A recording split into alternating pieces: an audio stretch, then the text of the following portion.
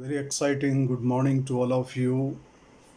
Once again, back with the angular wave functions. आज आपको angular wave functions azimuthal quantum number 1 and magnetic quantum number 0 plus 1 and minus 1 पे explain करने जा रहा हूँ. Without wasting time, let's get back to the board and understand what exactly it is. Angular wave functions for L is equal to 1 and the magnetic quantum number 0 और plus minus 1. सबसे पहला case है angular wave function when L is equal to 1 and M is equal to 0 as a function of theta and phi. ये Schrodinger equation solve करने के बाद आता है under root 3/2 cos theta into 1/2 pi. Simplify करते हैं तो सिंप्लीफाई करने के बाद फाइनली ये वेव फंक्शन हो जाता है root 3/4 pi cos theta.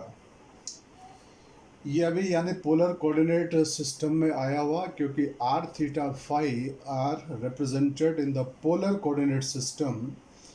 If I transform this into the Cartesian coordinate system, so cos theta this theta can be expressed as यानी root 3/4 pi. Instead of theta मैंने लिख दिया z/r. ये z/r क्यों लिखा है? क्योंकि ये आपको स्फेरिकल कोऑर्डिनेट सिस्टम में ऑलरेडी मैं एक्सप्लेन कर चुका हूँ कि जो z होता है z इज इक्वल टू होता है r cos theta. Is it clear? इस एंगुलर वेव फंक्शन में one very important and interesting thing is इसमें कोई इमेजिनरी क्वांटिटी नहीं आया है. It is a real wave functions. और अगर ये रियल वेव फंक्शन है तो इस फंक्शन को इजीली प्लॉट किया जा सकता है, सॉल्व किया जा सकता है. इस वाले केस में लेट अस से यहाँ पर जो वेव फंक्शन है वो केवल यानी जेड पे डिपेंड कर रहा है. जेड यानी कार्टेशियन कोऑर्डिनेट सिस्टम में लिखा यानी जेड पे डिपेंड कर रहा है. इसीलिए इस एंगुलर वेव फंक्शन वाले एटॉमिक ऑर्बिटल को नेम दिया जाता है pz. तो p में जो z है ये pz एग्जैक्टली क्या है? This is the orbital wave function या ऑर्बिटल एंगुलर वेव फंक्शन जो है कि हो जाता है ये. और यहाँ पे सीधे से आप देखो कि जो भी एंगुलर यानी प्रोबेबिलिटी डेंसिटी आएगी इलेक्ट्रॉन की वो केवल जेड एक्सिस के लॉन्ग जो है कि आएगी. अगर ये जेड एक्सिस के लॉन्ग आएगी तो डेफिनेटली जो इसका नोडल प्लेन बन जाएगा, नोडल प्लेन इसका हो जाएगा एक्स वाई प्लेन. क्योंकि electron density will be concentrated along the z axis. ये मैं पहले ही आपको जो है कि विद डाटा एक्सप्लेनेशन दे चुका हूँ. ये आप अच्छे से जो कि जानते भी हैं किस तरीके से आपको मैंने एक्सिस जो कि ड्रॉ करना बताया था. X axis, y axis and the z axis. और थीटा जो होता था वो जेड एक्सिस के साथ में एंगल होता था. फाई यहाँ नहीं है, it is independent of the azimuthal angle. इसलिए जो थीटा की वेरिएशन आएगी, थीटा की वेरिएशंस यानी यहाँ पर ये आर है, ये एंगल यानी थीटा है. थीटा यानी 0 से π/2 तक यानी वेरी करेगा. तो जब कॉस 0 है तो कॉस 0 इज इक्वल टू होता है 1 और कॉस 90 यानी π/2 इज इक्वल टू यानी 0. इसका मतलब जो 0 ये फंक्शन हो रहा है ये 0 जो कि तब हो रहा है जब थीटा की वैल्यू π/2 हो रही है. इसका मतलब y के अलोंग इलेक्ट्रॉन डेंसिटी 0 होगा. ये थीटा अगर इसके लॉन्ग वेरी कर रहा है तो ये एक्स एक्सिस को ऐसा इमेजिन कर लो. ये एंगल भी इसका आर, इसका जो एंगल जेड के साथ में अगर ये वाई के अकॉर्डिंग जे की वेरी कर रहा है तो ये वाला एक्स एक्सिस के अकॉर्डिंग भी जे की वेरी जे की हो सकता है. इसलिए वाई एक्सिस के लॉन्ग भी electron density will be 0, x axis के लॉन्ग भी यानी 0 होगी. और यही कारण होता है कि यहाँ एक्स वाई प्लेन यानी नोडल प्लेन हो जाता है. और अगर ये नोडल प्लेन है तो मैं इसको इस तरीके से रिप्रेजेंटेशन जे के ले सकता हूँ. Let me suppose this is the x-axis, this one is the y-axis, this one is the z-axis. Electron density z-axis के लॉन्ग जाके रहेगा और इस तरीके से ये xy प्लेन जो आपको दिख रहा है ये जाके नोडल प्लेन बन जाएगा। सेम तरीके से नंबर दूसरे केस में देखते हैं। when the value of L is equal to your 1 and the value of M is equal to +1 as a function of theta phi, ये आता है √3/4 sin theta multiplied by 1/√2 pi cos theta plus iota sin phi। इसको जब simplify जो कि किया मैंने तो सिंप्लीफाई करके ये आ गया √3/8 sin theta cos phi plus iota sin phi। Is it clear? इस तरीके से जब इस फंक्शन को सिंप्लीफाई किया गया तो ये फंक्शन आया हमारे पास ऐसे तरीके से। सेम तरीके से नंबर 3 में देखते हैं। यहाँ पर अगेन y1 -1 का मतलब l का वैल्यू 1 है, m का value that is -1 as a function of theta and phi comes out to be √3/4 sin theta multiplied by 1/√2 pi cos theta. यहाँ पे प्लस साइन था, यहाँ हो गया -i sin phi जो कि हो गया। सिंप्लीफाई इसको किया, सिंप्लीफाई करके ये निकला है √3/8 पाई sin थीटा, बिल्कुल उसी तरीके से cos phi, यहाँ साइन प्लस था, यहाँ क्या हो गया -i sin phi।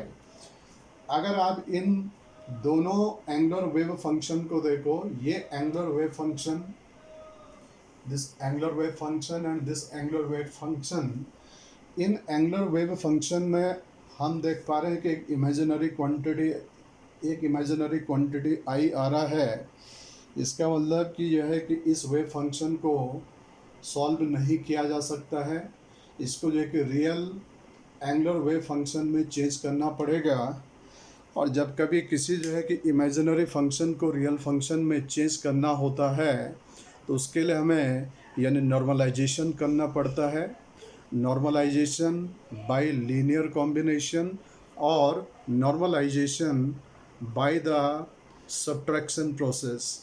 Linear combinations मतलब जो है कि लीनियरली ऐड करेंगे इक्वेशंस को, क्योंकि वेव फंक्शन वेव को रिप्रेजेंट करते हैं। वेव को सुपर इम्पोज करने के दो मेथड होते हैं, constructive and one is the destructive.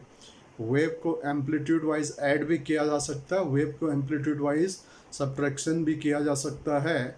तो मैंने यहाँ पे इस इमेजिनरी फंक्शन को रियल फंक्शन बनाने के लिए एक बार इसमें एडिशन किया है यानी लीनियर कॉम्बिनेशंस, और एक बार इसका लीनियर सब्ट्रैक्शन किया है। तो यहाँ पे देखिए इसमें दो केसेस ओरिजिनेट होते हैं, इस एंगुलर वेव फंक्शन और इस एंगुलर वेव फंक्शन को यहाँ मैंने ऐड कर दिया। ऐड करने के बाद में सिंप्लीफाई होके ये फंक्शन आ जाता है √3/4 पाई sin थीटा cos phi, और सब्ट्रैक्शन करने के बाद में ये चीज़ आता है 1/√2। ये √2 मैंने जो कि नॉर्मलाइजेशन के लिए जो कि डाला है। यहाँ पर ये जो कि सब्ट्रैक्शन किया, सिंप्लीफाई किया √3/4 पाई, और इस तरीके से ये sin थीटा sin phi की फॉर्म में आ रहा है, ये वाला sin थीटा cos phi की फॉर्म में आ रहा है। ये भी मैंने स्फेरिकल पोलर कोऑर्डिनेट सिस्टम के अंदर आपको एक्सप्लेनेशन जो कि दिया हुआ है कि जैसे कि यानी z की वैल्यू ऐसे दिखाई जाती है। सेम तरीके से अगर आप यहाँ से देखें तो x का मैंने बताया था, यानी इस कार्टेशियन कोऑर्डिनेट को जब पोलर में ट्रांसफॉर्मेशन किया था तो ये आता r sin theta cos phi आया था, r sin theta cos phi। यहीं से मैंने इस डाटा को जो कि लिखा हुआ है, sin theta cos phi can be express as x/r। और इसी तरीके से एक और बताया था y इज इक्वल टू, पहला पार्ट बताया गया था sin थीटा ही रहता है, अगला वाला पार्ट यहाँ क्या हो जाता था sin phi। यहीं से मैंने sin थीटा sin phi निकाला है y/r। इस डाटा की जगह पे, इस फंक्शन की जगह पे मैंने ये यानी कार्टेशियन सिस्टम में डाल दिया y/r, यहाँ पे क्या डाल दिया x/r। Is it clear? इसका मतलब कि जो फंक्शन यानी नॉर्मलाइज्ड लीनियर कॉम्बिनेशन के थ्रू आया वो जो है कि कार्टेशियन कोऑर्डिनेट x पे डिपेंड कर रहा है, x के अलोंग यानी वेरी कर रहा है। जो यहाँ पे नॉर्मलाइज्ड लीनियर सब्ट्रैक्शन के थ्रू आया है, ये आप देख पा रहे हैं कि ये जो है कि वाई एक्सिस के अलॉन्ग यानी वेरी कर रहा है, वाई कार्टेशियन कोऑर्डिनेट पे यानी डिपेंड कर रहा है। तो सीधी सी बात है कि यहाँ पर अगर ये एक्स के अलॉन्ग यानी वेरी कर रहा है तो ऑर्बिटल कौन सा हो जाएगा मेरे पास में, ऑर्बिटल हो जाएगा पी एक्स। और अगर ये वाई एक्सिस के अलॉन्ग जो कि वेरी कर रहा है तो ऑर्बिटल हो जाएगा पी वाई। ठीक, जैसे कि जेड है तो जेड के लिए जो नोडल प्लेन हो गया था एक्स वाई प्लेन, अगर ऑर्बिटल पी एक्स हो जाएगा तो पी एक्स के लिए y z will become the यानी नोडल प्लेन, और अगर पी वाई है तो इसके लिए x z will become your the nodal planes. तो इस तरीके से जो ऑर्बिटल में पी के नीचे एक्स वाई जेड लिखा हुआ रहता है, ये exactly P X P Y P Z को रिप्रेजेंटेशन करते हैं, and these are angular wave functions. P X यानी पी ऑर्बिटल का एक्स एक्सिस के लॉन्ग एक ऑर्बिटल वेव फंक्शन है, पी वाई वाई एक्सिस के लॉन्ग वेव फंक्शन है, पी जेड जेड एक्सिस के लॉन्ग वेव फंक्शन है। और जब इन वेव फंक्शन को प्लॉट किया जाता है तो हमें मालूम चलता है कि P orbital dumbbell shape assume कर जाते हैं, और जिसमें कि एक लोब को पॉजिटिव साइन से दिखाया जाता है, दूसरे को जो कि नेगेटिव साइन से दिखाया जाता है। ये positive and the negative, these are not the charges, these are the science और the geometrical science of the wave functions. Is it clear? जब इन्हीं जो कि फंक्शन को आप स्क्वायर कर लेते हैं तो स्क्वायर करने पे हमें इनकी एंगुलर जो कि प्रोबेबिलिटी मिल जाते हैं, angular probability of the wave function. उस केस में पी और वाइटल में कोई साइन नहीं दिखाया जाता है, क्योंकि पॉजिटिव का स्क्वायर पॉजिटिव होता है, नेगेटिव का स्क्वायर भी नेगेटिव होता है। इसलिए इन पॉइंट्स का ध्यान जो कि रखिएगा। लास्ट वीडियो में भी जैसे मैंने आपको एक्सप्लेन किया था कि जब आप केमिकल बॉन्डिंग में वैलेंस बाउंड थ्योरी के अंदर यानी ऑर्बिटल ओवरलैप स्टडी लेते हैं तो वहाँ हम जो है कि यानी प्रोबेबिलिटी डेंसिटी प्लॉट को नहीं यूज़ करते हैं, वहाँ सिंपली हम ऑर्बिटल वेव फंक्शंस के पोलर प्लॉट्स को इस्तेमाल करते हैं। उसमें पॉजिटिव की इंट्रैक्शन पॉजिटिव के साथ में डिस्ट्रक्टिव कंस्ट्रक्टिव इंटरफेरेंस होता है, which result in the formation of the chemical bond. और नेगेटिव नेगेटिव में इंट्रैक्शन है तो ये भी कंस्ट्रक्टिव होगा, बट अगर पॉजिटिव का नेगेटिव के साथ में इंट्रैक्शन होता है तो उस कंडीशन में नो बॉन्ड फॉर्मेशंस। और अगर एक साथ कंस्ट्रक्टिव एंड द डिस्ट्रक्टिव हो जाते हैं तो that is called non bonding interaction. MOT molecular orbital theory के अंदर आप दोनों तरीके को लेके चलते हैं कि constructive interference as well as the destructive interference of the wave functions. I am again and again telling wave functions, not the probability density of the angular wave function plots. उस केस में एक bonding ammo बनता है और एक anti bonding ammo यानी बनता है, जो कि कंस्ट्रक्टिव एंड डिस्ट्रक्टिव या constructive and the destructive interference of electron wave या इलेक्ट्रॉन वेव फंक्शन के थ्रू निकाले जाते हैं। This was a very short video and thank you for watching, and hopefully this will be helpful to you to understand how exactly px, py and pz these terms have emerged out. Thank you very much.